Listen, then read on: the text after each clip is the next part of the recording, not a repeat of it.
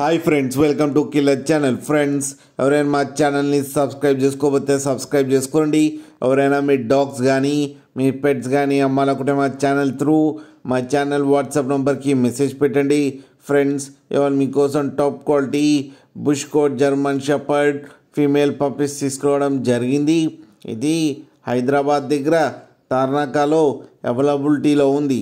And దీని owner ఏం చెప్పారంటే, వీలైతే ట్రాన్స్పోర్టేషన్ ఫెసిలిటీ అయితే all over Andhra Pradesh and Telangana మొత్తం ప్రొవైడ్ చేస్తామని చెప్పడం జరిగింది.